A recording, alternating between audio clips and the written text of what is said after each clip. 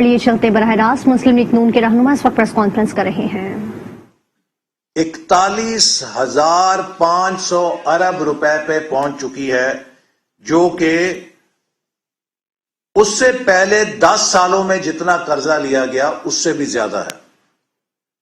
یعنی کہ 2008 سے لے کے 2018 تک پیپلز پارٹی اور مسلم لیگ نون کی دونوں حکومتوں میں جتنا قرض لیا گیا، عمران خان صاحب کی حکومت نے 3.25 سال میں اس سے زیادہ قرض لے کر پاکستان کو مقروض کر دیا ہے۔ تو میں پوچھنا چاہتا ہوں کہ جو عمران صاحب نے آتے ساتھ ہی سوال اٹھایا تھا کہ میں حساب لوں گا کہ ملک کے قرضے کہاں گئے ہیں، اور ایک ڈیٹ کمیشن بنایا تھا، آج اس ڈیٹ کمیشن کی رپورٹ کہاں ہے؟ انہوں نے کہا تھا کہ میں اس بات کی جانکاری حاصل کر کے قوم کو بتاؤں گا کہ ماضی کے قرضے لے کر انہیں کیسے کرپشن کا ذریعہ بنایا گیا، اس کے لیے ڈیٹ کمیشن ایک بنا تھا۔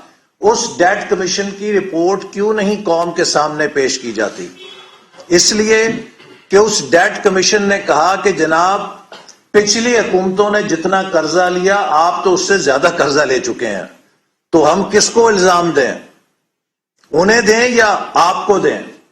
اور ہمارے دور میں اگر 10,000 ارب کا قرضہ لیا گیا تو الحمدللہ 11,000 میگا واٹ بجلی کے منصوبے لگے، 2,000 کلومیٹر موٹر ویز بنی، 29 ارب ڈالر کی سرمایہ کاری سے ملک میں سی پیک کے انفراسٹرکچر کے منصوبے مکمل کیے گئے یا شروع کیے گئے۔ ملک کے اندر بے شمار ترقی ہوئی، ہر شعبے کے اندر چپے چپے کے اوپر ہمارے دور کے ترقیاتی منصوبے قوم کے سامنے موجود ہیں۔ لیکن ان 5 سالوں میں جو 10,000 ارب دیا تھا اس کے لیے تو ہم ایک ایک پائی کے لیے جواب دہ ہیں۔ عمران نیازی صاحب بتائیں کہ ان کے 3.25 سالوں میں جو 16,000 روپے سے زیادہ انہوں نے پبلک ڈیٹ بڑھایا ہے، اس کے عوض کیا اینٹ لگائی ہے، پاکستان میں کیا ترقی دی ہے؟ وہ 16,000 ارب روپیہ صرف خسارہ پورا کرنے میں جھونک دیا ہے۔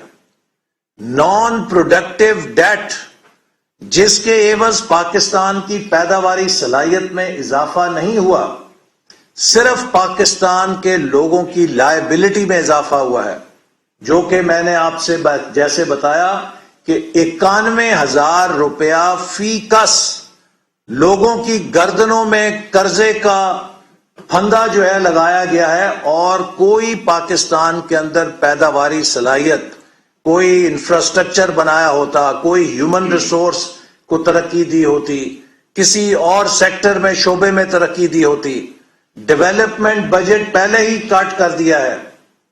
لہٰذا یہ سب پیسہ جو ہے ان کی نالائکی کو فائنینس کرنے میں جھونکا گیا ہے، چونکہ یہ ٹیکس پورا اکٹھا نہیں کر سکے، چونکہ انہوں نے ڈیویلیویشن کی، اس سے ہمارے اوپر مزید قرضوں کا بوجھ پڑ گیا، اور پھر انہوں نے پالیسی ریٹ 6.25% سے 13.25% پہ جب بڑھایا تو پاکستان کے قرضوں کی ادائیگی کا بوجھ بھی دگنا ہو گیا، چونکہ شرح سود دگنی ہو گئی۔ آج اگر یہ ہمیں کہیں کہ ہم پچھلی حکومت کے قرضے اتار رہے ہیں تو وہ جھوٹ ہے۔ یہ اپنی نالائکی اور اپنے غلط فیصلوں کی قیمت قوم کے گلے میں ڈال رہے ہیں۔ آپ کو کس نے کہا تھا کہ انٹرسٹ ریٹ کو ڈبل کریں؟ جب آپ انٹرسٹ ریٹ کو ڈبل کریں گے تو یقیناً آپ کی ڈیٹ سروسنگ کی کاسٹ جو ہے وہ دگنی ہو جائے گی۔ ڈیٹ سروسنگ کی کاسٹ اگر دگنی ہوئی ہے تو یہ مسلم لیگ نون کی وجہ سے نہیں ہوئی۔ آپ آج اس لیے قرضوں کی ادائیگی میں زیادہ پیسے خرچ کرنے پہ مجبور ہیں چونکہ آپ نے شرح سود کو دگنا کر دیا تھا۔